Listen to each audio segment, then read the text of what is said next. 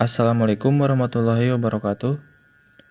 Kami dari kelompok 2 akan mempresentasikan tugas yang berjudul Pelatihan Sumber Daya Manusia atau yang disingkat SDM pada era digital. Perkenalkan, nama saya Kakak Mucama Rizky dengan NIM 34022220372. Dengan kedua rekan saya, Perkenalkan, nama saya Mada Ayu Pirdana dari kelas Manajemen D dengan NIM 34022220384. Saya Alin Siti Fauzia dengan NIM 34022220402. baik, yang pertama akan dijelaskan oleh Made. Definisi pelatihan dan pengembangan SDM. Pelatihan dan pengembangan SDM adalah proses peningkatan keterampilan, pengetahuan, dan kemampuan individu dalam suatu organisasi. Pelatihan adalah proses terstruktur yang membantu individu memperoleh pengetahuan dan keterampilan baru yang mereka butuhkan untuk melakukan pekerjaan mereka dengan lebih baik. Pengembangan adalah proses peningkatan keterampilan seseorang secara berkelanjutan untuk memungkinkan mereka melakukan tugas yang lebih kompleks dan bertanggung jawab di masa depan. Pelatihan dan pengembangan sumber daya manusia adalah proses peningkatan pengetahuan, keterampilan, dan kemampuan individu dalam suatu organisasi. Pelatihan dan pengembangan staf merupakan bagian penting dari manajemen sumber daya organisasi.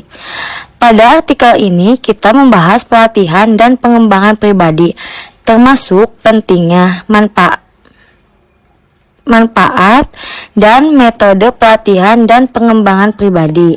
Pelatihan dan pengembangan pribadi di era digital. Di era digital saat ini, pendidikan dan pengembangan SDM harus menyesuaikan dengan perkembangan teknologi.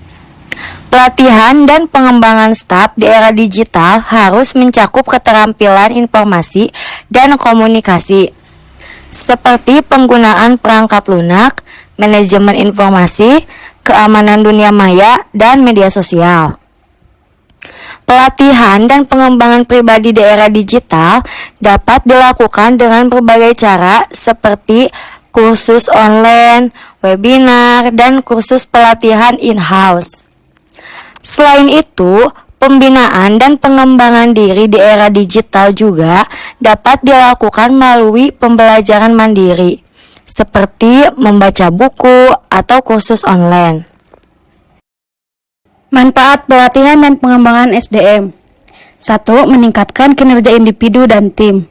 Pelatihan dan pengembangan pribadi dapat meningkatkan kinerja individu dan tim. Individu dengan pengetahuan dan keterampilan yang sesuai dapat melakukan tugasnya dengan lebih efektif dan efisien. Ini dapat memiliki efek positif pada kinerja tim secara keseluruhan. 2. Meningkatkan motivasi dan kepuasan kerja. Pelatihan dan pengembangan staf dapat meningkatkan motivasi dan kepuasan kerja. Orang yang diberi kesempatan untuk mengembangkan keterampilan dan kemampuannya merasa dihargai dan diakui dalam organisasi. 3. Meningkatkan daya saing organisasi. Pelatihan dan pengembangan staf dapat meningkatkan daya saing organisasi. Organisasi dengan personal yang terdidik dan berkualitas lebih mampu bersaing dengan organisasi lain di pasar yang semakin kompetitif. 4. Meningkatkan retensi karyawan. Pelatihan dan pengembangan staf dapat meningkatkan retensi karyawan. Karyawan yang merasa dihargai dan diakui dalam organisasi cenderung lebih setia dan berkomitmen untuk terus bekerja bagi organisasi. Tujuan perencanaan sumber daya manusia. 1. Memastikan ketersediaan lead time untuk melatih sumber daya tambahan. 2. Menjaga kualitas dan kuantitas sumber daya manusia. 3. Meramalkan kebutuhan tenaga kerja dalam organisasi. 4. Memenuhi kebutuhan organisasi pada saat diversifikasi dan peluasan. 5. Membuat prediksi tentang pergantian karyawan dan mencoba meminimalkan dampaknya dengan mengisi kesenjangan dengan sumber daya yang ada. 6.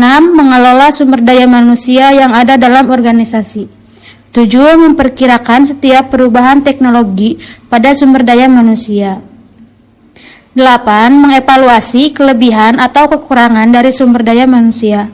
9. Pastikan penggunaan yang benar dari sumber daya manusia saat ini dalam organisasi.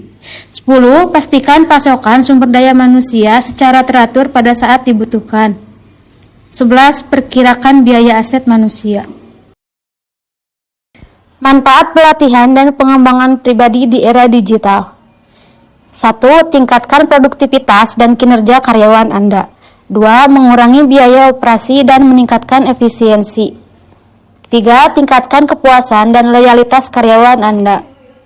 4. Meningkatkan kemampuan organisasi untuk bersaing di pasar yang semakin kompetitif. Metode pelatihan dan pengembangan pribadi. Sejumlah metode dapat digunakan dalam pelatihan dan pengembangan staf, termasuk yang pertama, pelatihan di kelas, dan yang kedua, classroom training. Classroom training adalah metode pelatihan yang berlangsung di dalam kelas atau lingkungan kelas. Pengelolaan SDM pada perusahaan multinasional. Perusahaan multinasional adalah perusahaan yang memiliki fasilitas dan aset lainnya di setidaknya satu negara selain negara asalnya. Dikatakan selanjutnya, perusahaan multinasional umumnya memiliki kantor dan atau pabrik di berbagai negara dan kantor pusat terpusat di mana mereka mengoordinasikan manajemen global. Ditambahkannya, beberapa dari perusahaan ini juga dikenal sebagai organisasi korporat internasional, tanpa kewarganegaraan atau transnasional, mungkin memiliki anggaran yang melebihi anggaran beberapa negara kecil. Oleh karenanya, perusahaan multinasional memegang peranan penting di suatu negara. Pertama, ia sebagai investor yang membuka cukup banyak lapangan kerja di sebuah negara yang bukan negaranya. Kedua, ia turut membangkitkan perekonomian negara dengan menambahkan wilayah di negara lain. Ketiga, ia juga sebagai penebar informasi tentang kultur dan budaya negara itu kepada dunia luar.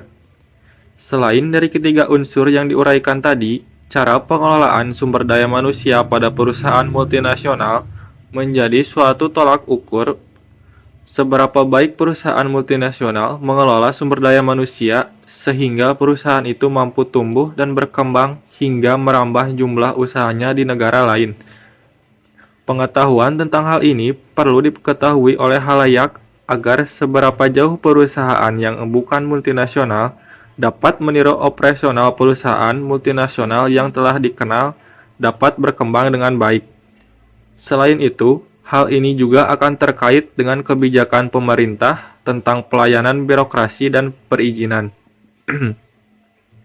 Negara-negara yang mengundang para investor cenderung memberi keleluasan pelayanan, seperti rendahnya pajak, mudahnya perizinan, lancarnya prosedur dalam birokrasi, terutama karena keberadaan perusahaan multinasional memang dapat mengubah perekonomian negara itu. Sebaliknya, jika sebuah negara memberi pelayanan yang buruk seperti birokrasi yang berbelit dan perizinan yang rumit, umumnya dihindari oleh para investor. Demikian pula tata kelola negara yang buruk dengan peraturan yang tidak jelas atau sering berubah, menjadi salah satu faktor mengapa investor enggan memasuki negara itu. Kesimpulannya adalah bahwa pelatihan dan pengembangan sumber daya manusia atau SDM di era digital sangat penting untuk meningkatkan kompetensi karyawan dalam menghadapi perubahan teknologi yang cepat. Konsep-konsep kunci terkait pelatihan dan pengembangan SDM, penggunaan teknologi digital, strategi pembelajaran inovatif, dan integrasi kecerdasan buatan dalam program pengembangan perlu diterapkan. Pelatihan di era digital harus bersifat personal, berbasis teknologi, dan mendukung budaya belajar yang berkelanjutan. Organisasi perlu memberikan pelatihan yang tepat untuk mengatasi tantangan kompetensi sumber daya manusia di era digital. Strategi manajemen sumber daya manusia yang komprehensif dan berkelanjutan diperlukan untuk menghadapi era digitalisasi. Tantangan dalam implementasi pelatihan dan pengembangan SDM di era digital meliputi biaya, waktu, ketersediaan program pelatihan, kecepatan perubahan teknologi, dan motivasi karyawan. Strategi yang dapat diterapkan termasuk personalisasi, pembelajaran berbasis teknologi, pelatihan di tempat kerja, dan budaya pembelajaran yang berkelanjutan. Dengan karyawan yang terampil, inovatif, dan siap belajar, perusahaan dapat sukses dalam menghadapi tantangan dan memanfaatkan peluang di dunia bisnis yang terus berubah. Sekian presentasi dari kelompok kami. Mohon maaf bila ada kesalahan dan kekurangan. Wassalamualaikum warahmatullahi wabarakatuh.